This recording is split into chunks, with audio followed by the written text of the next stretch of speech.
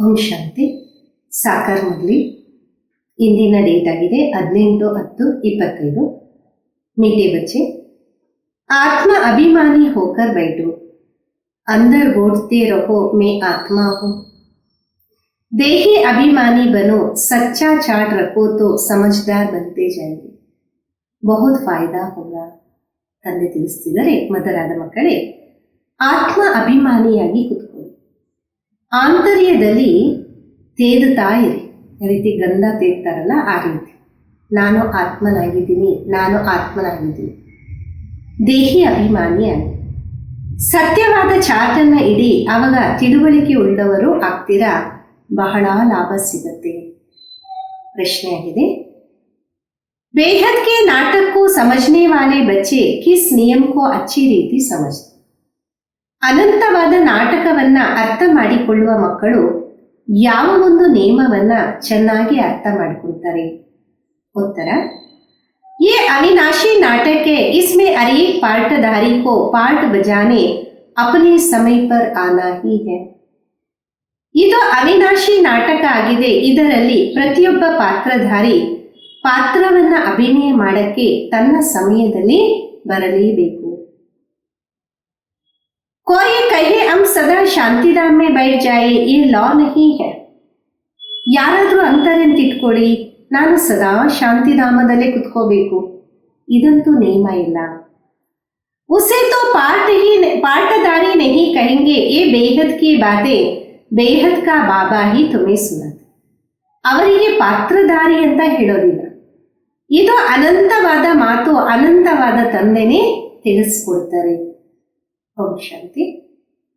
अपने को आत्मा समझ कर बैठो, दे अभिमान छोड़ कर बैठो.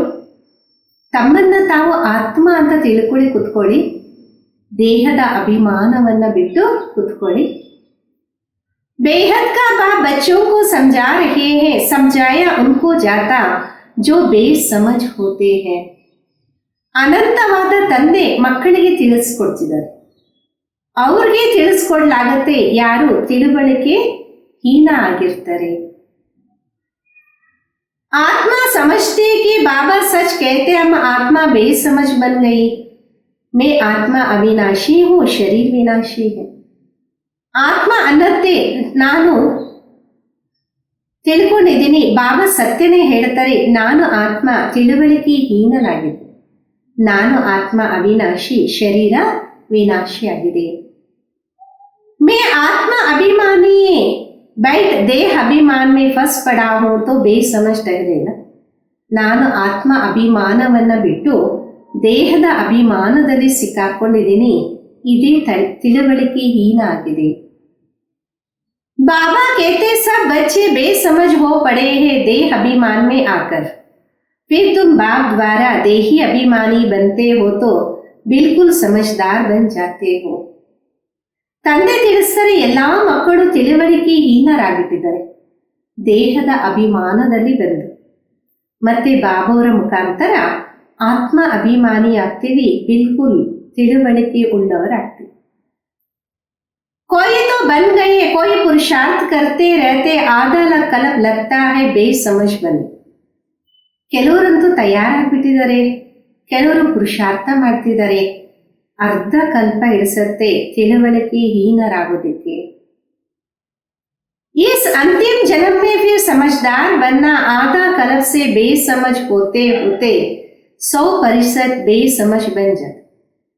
ಈ ಅಂತಿಮ ಜನ್ಮದಲ್ಲಿ ಮತ್ತೆ ತಿಳುವಳಿಕೆ ಉಳ್ಳವರಾಗಿ ಅರ್ಧ ಕಲ್ಪ ಇಡಿಸತ್ತೆ ತಿಳುವಳಿಕೆ ಹೀನರಾಗಕ್ಕೆ. ಆಗ್ತಾ ಆಗ್ತಾ 100% ತಿಳುವಳಿಕೆ ಹೀನರಾಗ್ಬಿಟ್ಟಿದ್ದೀವಿ.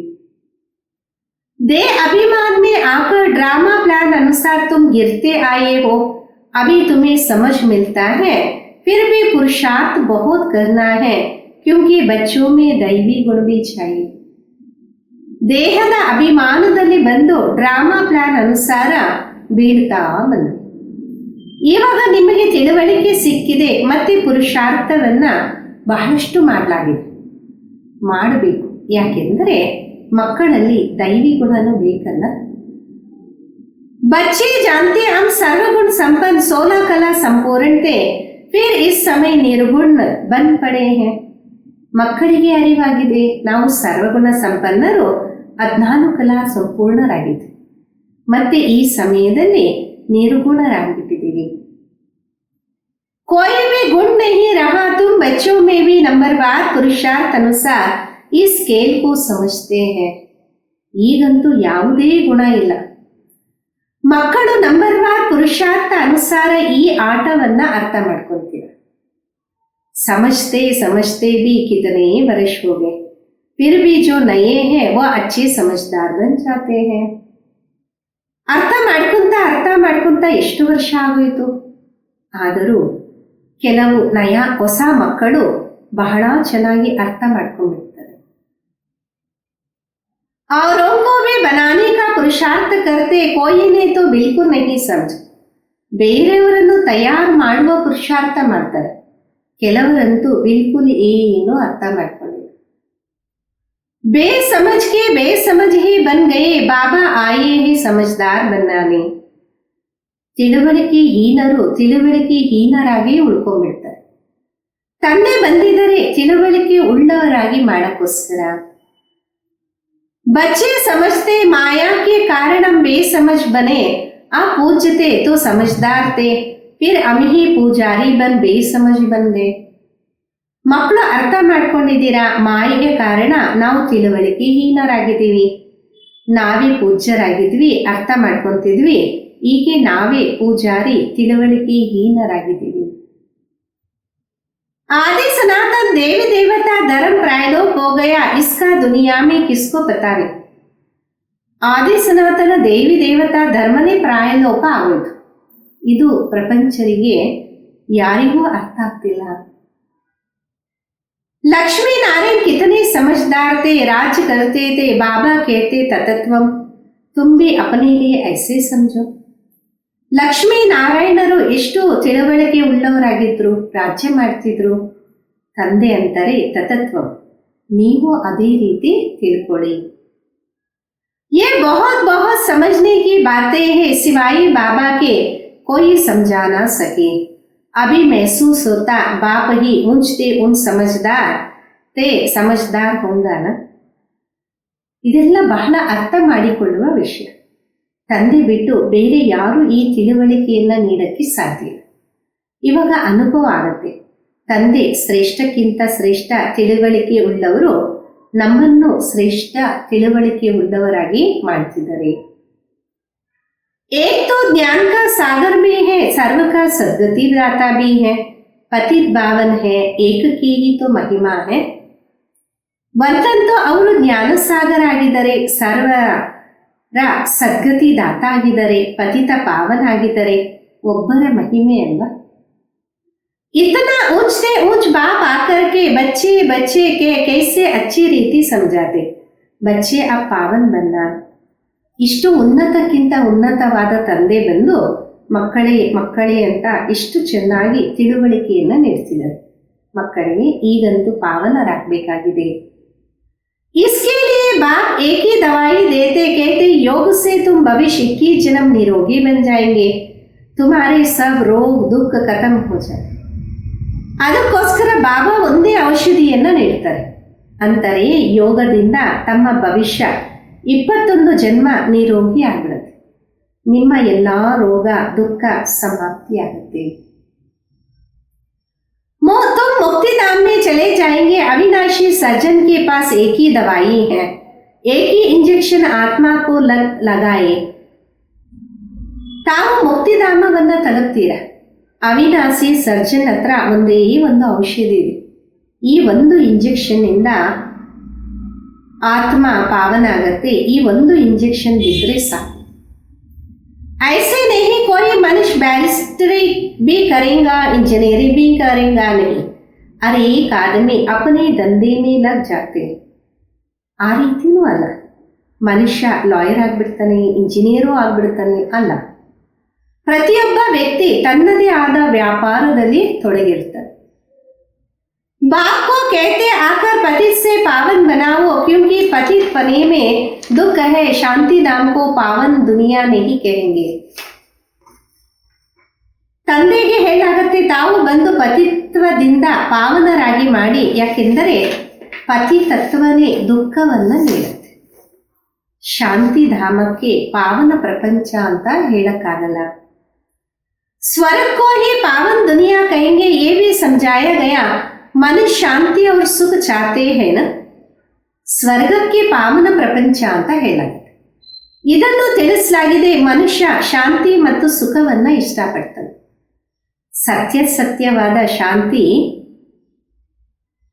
ಅಲ್ಲೇ ಇದೆ, ಅಲ್ಲಿ ಶರೀರ ಇಲ್ಲ, ಅದಕ್ಕೆ ಅದನ್ನ ಶಾಂತಿಧಾಮ ಅಂತೀವಿ.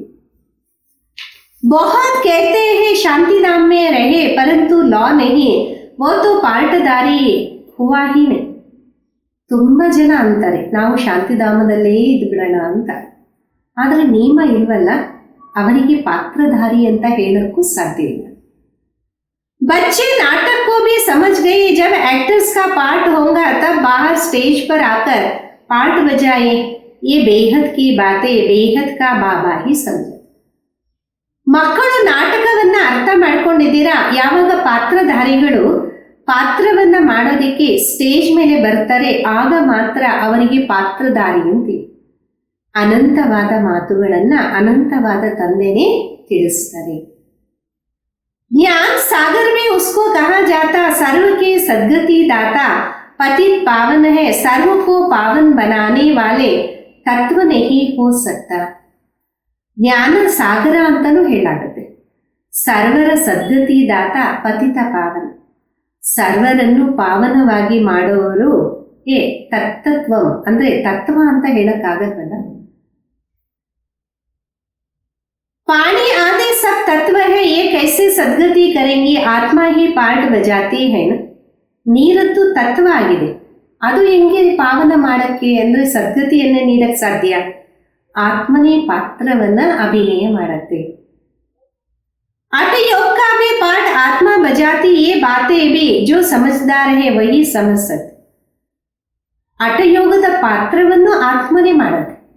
ಈ ವಿಷಯಗಳನ್ನ ತಿಳುವಳಿಕೆ ಉಳ್ಳವರು ಮಾತ್ರ ಅರ್ಥ ಮಾಡ್ಕೊಳ್ತಾರೆ. बाबा ने कितना समझाया, कोई ऐसी युक्ति रचो जो मनुष्य समझे, कैसे पूज्य सो फिर पुजारी बनते.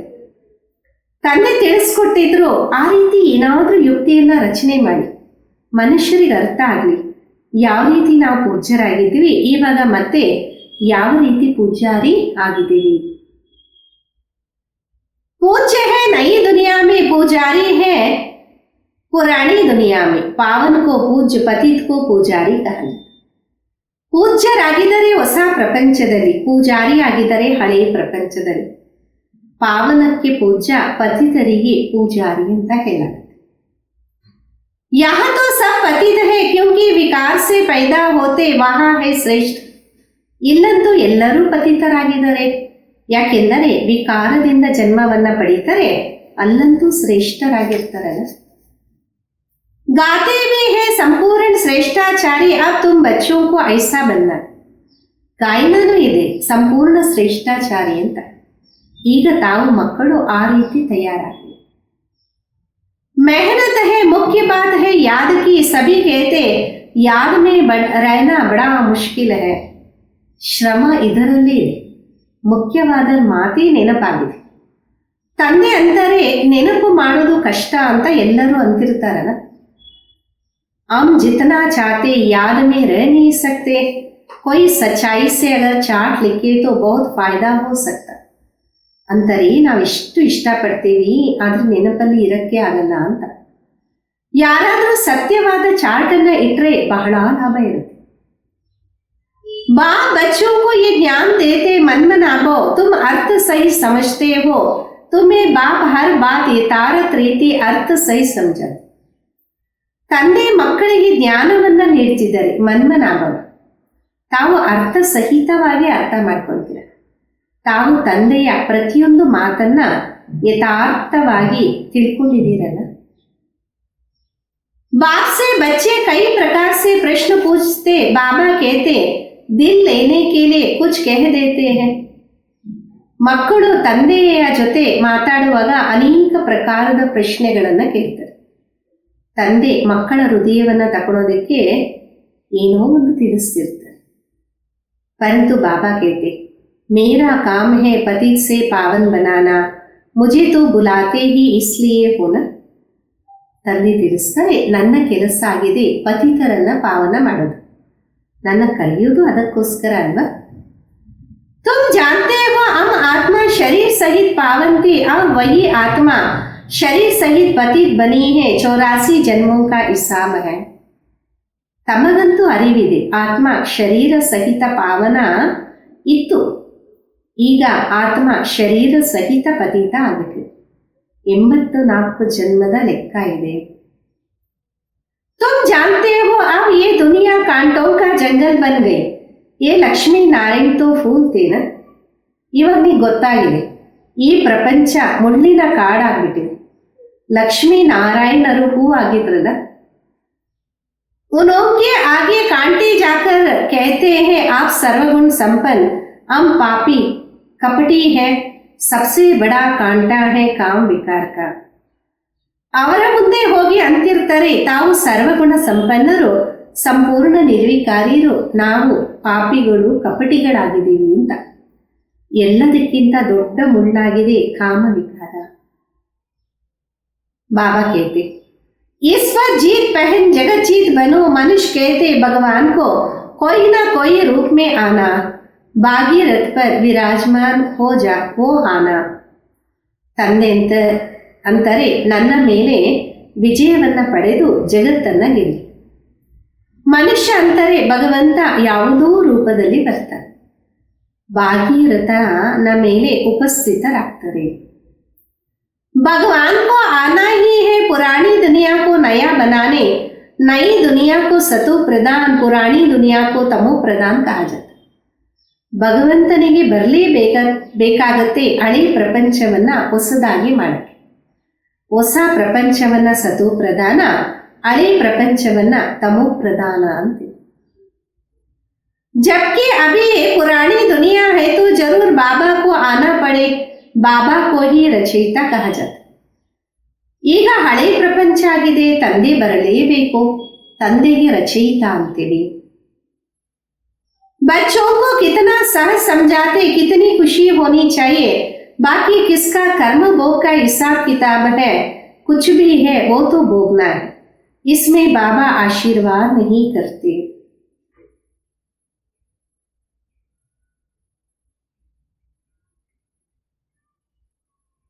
ತಮ್ಮ ಮಕ್ಕಳಿಗೆ ಎಷ್ಟು ಸಹಜವಾಗಿ ತಿಳಿಸ್ತಾರೆ, ಎಷ್ಟು ಖುಷಿ ಆಗಬೇಕು.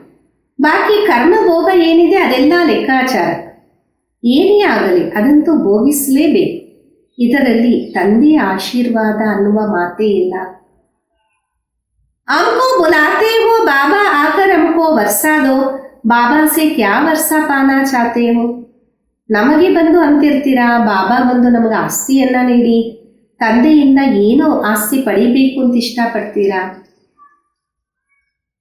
मुक्ति जीवन मुक्ति का दाता एक ही ज्ञान का सागर बाप है, इसलिए उसको ज्ञान दाता कहा जाता. ಮುಕ್ತಿ ಜೀವನ್ ಮುಕ್ತಿಯನ್ನ ಬಯಸ್ತೀವಿ. ಮುಕ್ತಿ ಜೀವನ್ ಮುಕ್ತಿ ದಾತ ಒಬ್ಬ ಜ್ಞಾನ ಸಾಗರ ತಂದೆ ಆಗಿದ್ದಾರೆ, ಅದಕ್ಕೋಸ್ಕರ ಅವರಿಗೆ ಜ್ಞಾನ ದಾತ ಅಂತೀವಿ. भगवान ने ज्ञान दिया था, परंतु कब दिया, किसने दिया, ये किसको पता नहीं. सारा ಮುರ್ಜಾ ಇಸ್ಮೇ ಹೇ. ಭಗವಂತ ಜ್ಞಾನವನ್ನ ನೀಡಿದ್ರು, ಆದರೆ ಯಾವಾಗ ನೀಡಿದ್ರು, ಯಾವ ರೀತಿ, ಇದರ ಬಗ್ಗೆ ಅರಿವಿಲ್ಲ. ಎಲ್ಲ ಕನ್ಫ್ಯೂಷನ್ ಇದರಲ್ಲಿ ಇದೆ. किसको ज्ञान दिया ये भी किसको पता नहीं. अब ये ब्रह्मा बैठा है, इनको मालूम पड़ा कि हम सो नारायण था, अभी 84 जन्म भोगते, ये ही नंबर 1 में. ಯಾರಿಗೆ ಜ್ಞಾನ ನೀಡಿದ್ರು ಯಾರಿಗೂ ಗೊತ್ತಿಲ್ಲ. ಈಗ ಬ್ರಹ್ಮ ಕೂತಿದ್ದಾರೆ, ಅವರು ಗೊತ್ತಾಯಿತು ನಾನು ನಾರಾಯಣ ಆಗಿದ್ದೆ, ಮತ್ತೆ 84 ಜನ್ಮವನ್ನ ಅನುಭವಿಸಿದೆ. ಇವರು ನಂಬರ್ 1 ಇದ್ರು. बाबा बताते मेरी तो आंख ही खुल गई, तुम भी कहते हमारी तो आंख ही खुल गई, तीसरा नेत्र तो खुलता है ना. ಈ ಬಾಬಾ ಅಂತಾರೆ ನನ್ನ ಕಣ್ಣಂತೂ ತೆಗೆದು, ನೀವು ಅಂತೀರಲ್ಲ ನನ್ನ ಕಣ್ಣು ತೆಗೆದೋಯ್ತು ಅಂತ, ಅಂದ್ರೆ 3ನೇ ನೇತ್ರ ಓಪನ್ ಆಗುತ್ತಲ್ಲ. तुम कहेंगे हमको बाबा का सृष्टि चक्र का पूरा ज्ञान मिल गया, मैं जो हूँ जैसा हूँ मेरी आंखें खुल गई.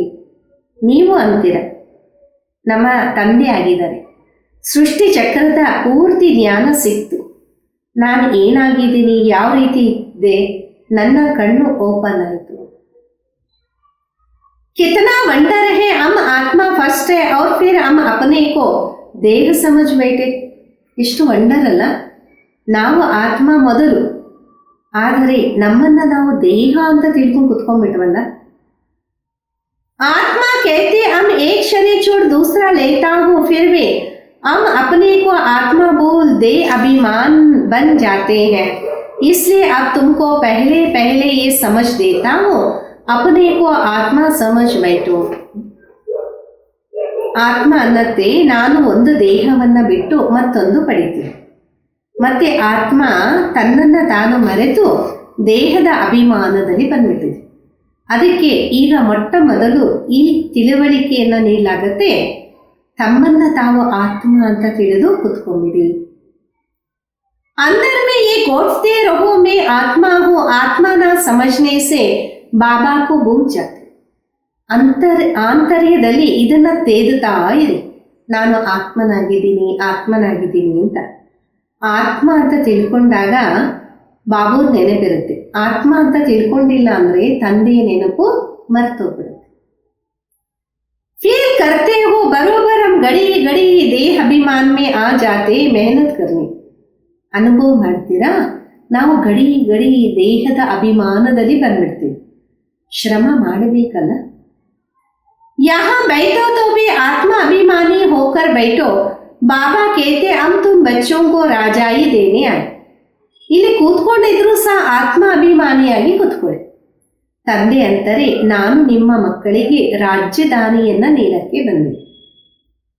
आधा कल तुमने हमको याद किया, कोई भी बात सामने आती तो कहते हैं हाय राम, परंतु ईश्वर व राम कौन है ये किसको पता. ಅರ್ಧ ಕಲ್ಪ ನೀವು ನನ್ನನ್ನು ನೆನಪು ಮಾಡಿದ್ರಿ, ಯಾವುದೇ ಮಾತು ಮುಂದೆ ಬಂದಾಗ ಅಂತಾರಲ್ಲ ಹಾಯ್ ರಾಮ್ ಅಂತ. ಆದರೆ ಈಶ್ವರ ರಾಮ ಯಾರು ಯಾರಿಗೂ ಅರಿವಿಲ್ಲ. ತುಮಕೋ ಸಿದ್ಧ ಕರ್ನಾ ಹೇ ಜ್ಞಾನ ಕಾ ಸಾಗರ್ ಪತಿತ್ ಪಾವನ್ ಸರ್ವ ಕಾ ಸದ್ಗತಿ ದಾತಾ त्रिमूर्ति परम पिता परमात्मा शिव ब्रह्मा विष्णु शंकर तीनों का जन्म इकट्ठा है. ತಾವಿದನ್ನ ಸಿದ್ಧ ಮಾಡಬೇಕು. ಜ್ಞಾನದ ಸಾಗರ ಪತಿತ ಪಾವನ ಸರ್ವರ ಸದ್ಗತಿ ದಾತ ತ್ರಿಮೂರ್ತಿ ಪರಂಪಿತ ಪರಮ ಆತ್ಮ ಶಿವ ಅಂತ. ಬ್ರಹ್ಮ ವಿಷ್ಣು ಶಂಕರ ಮೂರರ ಜನ್ಮ ಜೊತೆಯಲ್ಲಿ ನಡೆಯುತ್ತೆ. सिर्फ शिव जयंती नहीं परंतु त्रिमूर्ति शिव जयंती है. जरूर जब शिव की जयंती होगी तो ब्रह्मा की भी जयंती होगी. ಶಿವ ಜಯಂತಿನೇ ಅಲ್ಲ, ಜೊತೆ ಜೊತೆಗೆ ತ್ರಿಮೂರ್ತಿ ಶಿವ ಜಯಂತಿ. ಯಾವಾಗ ಶಿವನ ಜಯಂತಿ ಆಗತ್ತೆ ಆಗ ಬ್ರಹ್ಮನ ಜಯಂತಿನೂ ಆಗುತ್ತೆ. शिव की जयंती मनाते हैं परंतु ब्रह्मा ने क्या किया, लौकिक पारलौकिक और ये अलौकिक बात. ಶಿವ ಜಯಂತಿಯನ್ನ ಆಚರಣೆ ಮಾಡ್ತೀವಿ, ಮತ್ತೆ ಬ್ರಹ್ಮ ಏನ್ ಮಾಡಿದ್ರು, ಲೌಕಿಕ ಪಾರಲೌಕಿಕ ಮತ್ತೆ ಇವರು अलौकिक. ये है प्रजापिता ब्रह्मा. बाबा कहते नई दुनिया के लिए ये नया ज्ञान अभी तुमको मिलता फिर प्रायलोक हो जाते. ಇವರಾಗಿದ್ದಾರೆ ಪ್ರಜಾಪಿತ. ತಂದೆ ಅಂತಾರೆ ಹೊಸ ಪ್ರಪಂಚಕ್ಕೋಸ್ಕರ ಇದು ಹೊಸ ಜ್ಞಾನ ಈಗ ನಿಮಗೆ ಸಿಕ್ಕಿದೆ, ನಂತರ ಇದು ಪ್ರಾಯಲೋಕ ಆಗುತ್ತೆ. जिसको बाबा रचयिता और रचना का ज्ञान नहीं तो अज्ञानी ठहरे, अज्ञान नींद में सोए पड़े. ಯಾರಿಗೆ ರಚಯಿತ ಮತ್ತು ರಚನೆಯ ಜ್ಞಾನ ಇಲ್ಲ ಅವರಿಗೆ ಅಜ್ಞಾನಿ ಅಂತ ಹೇಳಬಹುದು. ಅಂದರೆ ಅಜ್ಞಾನದ ನಿದ್ದೆಯಲ್ಲಿ ಮಲಗಿದ್ದಾರೆ. ज्ञान से है दिन भक्ति से है रात्रि. शिवरात्रि का अर्थ भी नहीं जानते इसलिए उनकी हॉलिडे भी उड़ा दिया. ಜ್ಞಾನದಿಂದ ಹಗಲು ಭಕ್ತಿಯಿಂದ ರಾತ್ರಿ. ಶಿವರಾತ್ರಿಯ ಅರ್ಥನ ತಿಳ್ಕೊಂಡಿಲ್ಲ, ಅದಕ್ಕೆ ಹಾಲಿಡೇನ ಕೊಡೋದೇ ಇಲ್ಲ. अभी तुम जानते हो बाबा आते हैं सबकी ज्योति जगाने. तुम ये बत्ती आदि जगाते हो तो समझेंगे इनका कोई बड़ा दिन है. ಇವಾಗ ನಮಗೆ ಅರಿವಾಗಿದೆ, ಬಾಬೂರು ಬರ್ತಾರೆ, ಅದಕ್ಕೆ ಜ್ಯೋತಿಯನ್ನ ಬೆಳಗಿಸ್ತೀವಿ. ಹೊರಗಡೆ ಜನ ಬತ್ತಿಗಳನ್ನ ನೋಡ್ಬಿಟ್ಟು ಅನ್ಕೊಂತಾರೆ ಇವ್ರದ್ದೇನಾದ್ರೂ ದೊಡ್ಡ ದಿನ ಇರ್ಬೋದು ಅಂತ. आप तुम जागते हो अर्थ सहित वो लोग थोड़े ही समझते हैं, तुम्हारे ಭಾಷಾ से पूरा समझने से. ಇವಾಗ ನೀವು ಎದ್ದಿದ್ದೀರ ಅರ್ಥ ಸಹಿತವಾಗಿ, ಅವ್ರಿಗೆಲ್ಲ ಅರ್ಥ ಆಗತ್ತೆ, ನಿಮ್ಮ ಭಾಷೆ ಪೂರ್ತಿ ಅವ್ರಿಗೆ ಅರ್ಥನೇ ಆಗಲ್ಲ. अरे सारे विश्व पर रावण का राज्य है, यहाँ तो मनुष्य कितने दुखी है. ಈಗಂತೂ ಇಡೀ ವಿಶ್ವದ ಮೇಲೆ ರಾವಣ ರಾಜ್ಯ ಇದೆ, ಇಲ್ಲಂತೂ ಮನುಷ್ಯ ಎಷ್ಟು ದುಃಖಿಯಾಗಿದ್ದಾನೆ. रिद्धि सिद्धि वाले भी बहुत तंग करते, अखबारों में भी पढ़ता इसमें इविल सोल है, बहुत दुख देते हैं. रिद्धि ಸಿದ್ಧಿಯಿಂದ ಎಷ್ಟು ತೊಂದರೆ ಕೊಡ್ತಾರಲ್ಲ. ನ್ಯೂಸ್ ಪೇಪರ್ ಅಲ್ಲೂ ಬರುತ್ತೆ, ಇವರಲ್ಲಿ ಭೂತದ ಆತ್ಮ ಇದೆ, ಬಹಳ ದುಃಖವನ್ನ ಕೊಡುತ್ತೆ. बाबा कहते इन बातों से तुम्हारा कोई कनेक्शन नहीं, बाप तो सीधी बात बताते, बच्चे तुम मुझे याद करो तो तुम पावन बन जाए, तुम्हारे सब दुख दूर हो जाए. ತಂದೆ ಈ ಮಾತುಗಳ ಬಗ್ಗೆ ನಿಮಗೇನು ಕನೆಕ್ಷನ್ ಇಲ್ಲ ಅಂತ ತಂದೆ ಸೀದಾ ತಿಳಿಸಿದ್ದಾರೆ, ಮಕ್ಕಳೇ ನನ್ನನ್ನು ನೆನಪು ಮಾಡಿದಾಗ ತಾವು ಪಾವನ ಆಗ್ತೀರಾ, ನಿಮ್ಮ ದುಃಖ ಎಲ್ಲ ದೂರ ಆಗ್ಬಿಡತ್ತೆ. अच्छा, मीठे मीठे सिखिलदे बच्चों प्रति माँ पिता बाप दादा का याद प्यार और गुड मॉर्निंग. रूहानी बाप की रूहानी बच्चों को नमस्ते. हम रूहानी बच्चों की रूहानी माता पिता बाप दादा को याद प्यार गुड मॉर्निंग और नमस्ते. धारणेಗೋಸ್ಕರ मुख्य सार ಮೊದಲನೇದು, यथार्थ रीति बाबा को याद करने व आत्मा अभिमानी बनने की मेहनत करनी है. सच्चाई से अपना चार्ट रखना, इसमें बहुत बहुत खबरदार है. ಯಥಾರ್ಥ ರೀತಿಯಲ್ಲಿ ತಂದೆಯನ್ನು ನೆನಪು ಮಾಡಬೇಕು, ಆತ್ಮ ಅಭಿಮಾನಿಯಾಗುವ ಶ್ರಮವನ್ನ ಮಾಡಬೇಕಾಗಿದೆ. ಸತ್ಯತೆಯಿಂದ ತಮ್ಮ ಚಾರ್ಟನ್ನ ಇಡಿ, ಇದರಲ್ಲಿ ಬಹಳಷ್ಟು ಲಾಭ ಇದೆ. ಎರಡನೇದು, सबसे बड़ा दुख देने वाला कांटा काम विकार है, इस पर योग बल से विजय प्राप्त कर पतित से पावन बनना, बाकी कोई भी बात से तुम्हारा कनेक्शन नहीं. ಎಲ್ಲದಕ್ಕಿಂತ ದೊಡ್ಡ ದುಃಖ ನೀಡುವಂತ ಮುಳ್ಳು ಕಾಮ ವಿಕಾರ ಇದೆ. ಯೋಗ ಬಲದಿಂದ ವಿಜಯವನ್ನ ಪ್ರಾಪ್ತಿ ಮಾಡಿಕೊಂಡು ಪತಿತರಿಂದ ಪಾವನರಾಗಿ ಬಾಕಿ ವಿಷಯಗಳಲ್ಲಿ ನಿಮ್ಮ ಸಂಬಂಧ ಇಲ್ಲ. ವರದಾನ, प्रैक्टिकल जीवन द्वारा परमात्मा ज्ञान का प्रूफ देने वाले धर्म युद्ध में विजयी भव. ಪ್ರಾಕ್ಟಿಕಲ್ ಜೀವನದ ಮುಖಾಂತರ ಪರಮಾತ್ಮ ಜ್ಞಾನದ ಪ್ರೂಫ್ ಕೊಡುವಂತಹ ಧರ್ಮ ಯುದ್ಧದಲ್ಲಿ ವಿಜಯी भव. अभी धर्म युद्ध की स्टेज पर आना, उस धर्म युद्ध में विजयी बनने का साधन है आपकी प्रैक्टिकल जीवन, क्योंकि परमात्मा ज्ञान का प्रूफ भी ಪ್ರೈಕ್ಟಿಕಲ್ ಜೀವನ है. ಈಗ ಧರ್ಮ ಯುದ್ಧದ ಸ್ಟೇಜ್ ಅಲ್ಲಿ ಬಂದಿದೆ. ಈ ಧರ್ಮ ಯುದ್ಧದಲ್ಲಿ ವಿಜಯಗಳಾಗುವ ಸಾಧನೆಯಾಗಿದೆ ನಿಮ್ಮ ಪ್ರಾಕ್ಟಿಕಲ್ ಜೀವನ. ಅದಕ್ಕಾಗಿ ಪರಮಾತ್ಮ ಜ್ಞಾನದ ಪ್ರೂಫ್ ನಿಮ್ಮ ಪ್ರಾಕ್ಟಿಕಲ್ ಜೀವನ ಆಗಿದೆ. आपकी मूर्ति से ज्ञान और गुण प्रैक्टिकल में दिखाई दे, क्योंकि आजकल डिस्कस करने से आपकी मूर्ति को सिद्ध नहीं कर सकते, लेकिन आपकी प्रैक्टिकल धारणा मुहूर्त से एक सेकंड में किसी को भी शांत करा सकते हो. ನಿಮ್ಮ ಮೂರ್ತಿಯಿಂದ ಜ್ಞಾನ ಮತ್ತೆ ಗುಣಗಳನ್ನ ಪ್ರಾಕ್ಟಿಕಲ್ ನೋಡಬಹುದಾಗಿದೆ. ಯಾಕೆಂದರೆ ಈ ನಡುವೆ ಸುಮ್ಮನೆ ಡಿಸ್ಕಸ್ ಮಾಡಿದಾಗ ಮೂರ್ತಿಯಿಂದ ಸಿದ್ಧ ಆಗೋದಿಲ್ಲ. ಪ್ರಾಕ್ಟಿಕಲ್ ಧಾರಣ ಮೂರ್ತರಾದಾಗ ಒಂದು ಸೆಕೆಂಡಲ್ಲಿ ಯಾರನ್ನು ಬೇಕಿದ್ರೂ ಶಾಂತರಾಗಿ ಮಾಡಬಹುದಾಗಿದೆ. ಸ್ಲೋಗನ್, आत्मा को उज्जवल बनाने के लिए परमात्मा स्मृति से मन की उलझनों को समाप्त करो. ಆತ್ಮದ ಪ್ರಜ್ವಲನೆಯನ್ನ ಬೆಳೆಸಕ್ಕೋಸ್ಕರ ಪರಮಾತ್ಮನ ಸ್ಮೃತಿಯಿಂದ ಮನಸ್ಸಿನ ಏರುಪೇರನ್ನ ಸಮಾಪ್ತಿ ಮಾಡಿ. ಆತ್ಮವನ್ನ ಉಜ್ವಲವಾಗಿ ಮಾಡಕ್ಕೋಸ್ಕರ ಪರಮಾತ್ಮನ ಸ್ಮೃತಿಯಿಂದ ಮನಸ್ಸಿನ ಏರುಪೇರನ್ನ ಸಮಾಪ್ತಿ ಮಾಡಿ. ಈಗ ಮಮ್ಮ ಅವರ ಮುರಳಿಯನ್ನ ಕೇಳೋಣ. ಮೊದಲನೇ ಮಹಾವಾಕ್ಯ ಟಾಪಿಕ್ ಆಗಿದೆ, ಯೋಗ ಸೇ ಹಿ ಮುಕ್ತ ಹೋನೆ ಕಿ ಶಕ್ತಿ ಮಿಲ್ತಿ. ಯೋಗದಿಂದಲೇ ಮುಕ್ತ ಆಗುವ ಶಕ್ತಿ ಸಿಗತ್ತೆ. पहले तो अपने को एक मुख्य पॉइंट ख्याल में अवश्य रखनी है। जब इस मनुष्य सृष्टि जाड़ का बीज रूप परमात्मा है, तो उस परमात्मा द्वारा जो नॉलेज प्राप्त हो रही है वो सब मनुष्यों के लिए जरूरी है. ಮೊಟ್ಟ ಮೊದಲು ಒಂದು ಪಾಯಿಂಟ್ ಮೇಲೆ ನಮ್ಮ ಆಲೋಚನೆ ಅವಶ್ಯಕವಾಗಿ ತೊಡಗಿಸಬೇಕು. ಈ ಮನುಷ್ಯ ಸೃಷ್ಟಿಯ ವೃಕ್ಷದ ಬೀಜ ರೂಪ ಪರಮಾತ್ಮ ಆಗಿದೆ. ಪರಮಾತ್ಮನಿಂದ ಸಿಗುವಂತಹ ಜ್ಞಾನ, ಅದರ ಪ್ರಾಪ್ತಿ ಸರ್ವ ಆತ್ಮರಿಗೋಸ್ಕರ ಅವಶ್ಯಕತೆ ಇದೆ.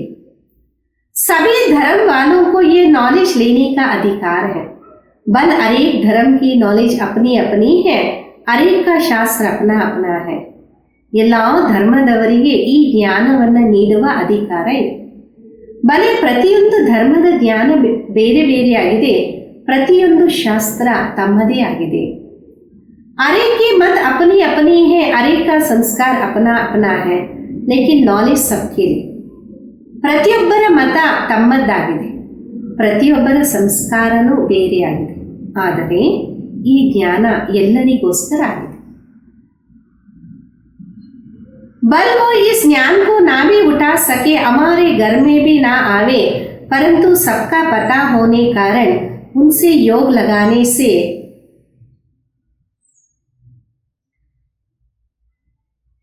फिर भी ಪವಿತ್ರ ಅವಶ್ಯ ಬನೆಂಗೆ. ಬಲೆ ಜ್ಞಾನವನ್ನ ಎಲ್ಲರೂ ತಗೊಳ್ಳೋದಿಲ್ಲ, ನಮ್ಮ ಮನೆಯಲ್ಲೂ ಎಲ್ಲರೂ ಬರೋದಿಲ್ಲ, ಆದರೆ ಎಲ್ಲರಿಗೂ ತಂದೆ ಆಗಿರುವ ಕಾರಣ, ಅವರ ಜೊತೆ ಯೋಗವನ್ನು ತೊಡಗಿಸುವ ಕಾರಣ ಪವಿತ್ರ ಅವಶ್ಯ ಆಗ್ತಾರೆ. इस पवित्रता के कारण अपने ही सेक्शन में पद अवश्य पाएंगे, क्योंकि योग को तो सभी मनुष्य मानते हैं ना. ಈ ಪವಿತ್ರತೆಯ ಕಾರಣ ತಮ್ಮದೇ ಆದ ಸೆಕ್ಷನ್ನಲ್ಲಿ ಪದವಿ ಉತ್ತಮವಾಗಿ ಪಡೀತಾರೆ. ಯಾಕೆಂದರೆ ಯೋಗದ ಬಗ್ಗೆ ಎಲ್ಲರಿಗೂ ಗೊತ್ತಿದೆ, ಎಲ್ಲರೂ ಒಪ್ಕೊಂತಾರೆ. बहुत मनुष्य ऐसे कहते हमें भी मुक्ति चाहिए, मगर सजाओं से छूट मुक्त होने की शक्ति भी इस योग द्वारा मिल सकती. ಎಲ್ಲರೂ ಇಷ್ಟಪಡ್ತಾರೆ ನಮಗೆ ಮುಕ್ತಿ ಬೇಕು ಅಂತ. ಶಿಕ್ಷೆಗಳಿಂದ ಬಿಡುಗಡೆಯಾಗಿ ಮುಕ್ತರಾಗುವಂತ ಶಕ್ತಿನೂ ಈ ಯೋಗದ ಮುಖಾಂತರ ಸಿಗತ್ತೆ. ಮತ್ತೊಂದು, ಅಜಪ ಜಪ್ ಅರ್ಥಾತ್ ನಿರಂತರ ಈಶ್ವರೀಯ ಯಾದ. ಅಜಪ ಜಪ ಅಂದರೆ ನಿರಂತರ ಈಶ್ವರಿಯ ನೆನಪು. ये जो कहावत है श्वासो श्वास अजपा जब जपते रहो, उसका यथार्थ अर्थ क्या है? ಒಂದು ಬಾಯಿ ಮಾತಿದೆ, ಶ್ವಾಸ ಲೆಕ್ಕ ಇಲ್ಲದಷ್ಟು ಅಜಪ ಜಪವನ್ನ ಮಾಡ್ತೀರಿ. ಇದರ ಅರ್ಥ ಏನು? जब हम कहते हैं अजपा जप, तो इसका यथार्थ अर्थ जप के बिना श्वास अपना बुद्धियोग अपने परम पिता परमात्मा के साथ ನಿರಂತರ ಲಗಾನ ಅಂತೀವಲ್ಲ, ಅಜಪ ಜಪ ಅಂತ. ಇದರ ಯಥಾರ್ಥವಾದ ಅರ್ಥ ಆಗಿದೆ, ಜಪ ಇಲ್ಲದೆ ಶ್ವಾಸ ನಮ್ಮ ಬುದ್ಧಿಯೋಗ ಪರಂಪಿತ ಪರಮಾತ್ಮನ ಜೊತೆ ನಿರಂತರವಾಗಿ ತೊಡಗಿಸುವಂಥದ್ದು. और वह ईश्वरी याद श्वासोश्वास कायम चलती आती, उस निरंतर ईश्वरी याद को अजपा जप कहते. ಜೊತೆಗೆ ನಿರಂತರತೆಯೂ ಇರುತ್ತೆ. ಈಶ್ವರನ ನೆನಪು ಶ್ವಾಸ ನಿರಂತರವಾಗಿ ನಡೀತಾ ಇರುತ್ತೆ. ಆ ನಿರಂತರ ಈಶ್ವರಿಯ ನೆನಪಿಗೆ ಅಜಪಾ ಜಪ ಅಂತಾರೆ. बाकी कोई मुख से जप जपना अर्थात राम राम कहना, अंदर में कोई मंत्र उच्चारण करना, ये तो निरंतर चल नहीं सकता. ಬಾಕಿ ಬಾಯಿಂದ ಜಪವನ್ನು ಜಪಿಸುವಂಥದ್ದು, ಅಂದರೆ ರಾಮ್ ರಾಮ್ ಅಂತ ಹೇಳುವಂಥದ್ದು, ಆಂತರ್ಯದಲ್ಲಿ ಮಂತ್ರವನ್ನ ಉಚ್ಚಾರಣೆ ಮಾಡೋದು, ಇದಂತೂ ನಿರಂತರ ನಡೆಯೋದಿಲ್ಲ. वो लोग कहते हम मुख से मंत्र उच्चारण नहीं करते, लेकिन दिल में उच्चारण करना ये अजपा जप है. ಅವರಂತಾರೆ ನಾವಂತೂ ಬಾಯಿಂದ ಮಂತ್ರವನ್ನ ಉಚ್ಚಾರಣೆ ಮಾಡೋದಿಲ್ಲ, ಆದರೆ ಹೃದಯದಿಂದ ಉಚ್ಚಾರಣೆ ಮಾಡ್ತೀವಿ, ಅದಕ್ಕೆ ಇದನ್ನ ಅಜಪ ಜಪ ಅಂತ ಹೇಳ್ತೀವಿ. परंतु ये तो सहज एक विचार की बात है जहां अपना शब्द ही अजपा जप है जिसको जपने की भी जरूरत नहीं. ಆದರೆ ಇದೊಂದು ಸಹಜವಾದ ವಿಚಾರ, ಎಲ್ಲಿ ಆ ಶಬ್ದದಲ್ಲೇ ಅಜಪ ಜಪ ಅಂತಿದೆ, ಅಂದರೆ ಜಪಿಸುವಂತಹ ಅವಶ್ಯಕ ಇಲ್ಲ. आंतरिक बैठ कोई मूर्ति का ध्यान भी नहीं करना, ना कुछ स्मृति सिमरन करना, क्योंकि वे भी निरंतर खाते पीते रह नहीं सकेंगे.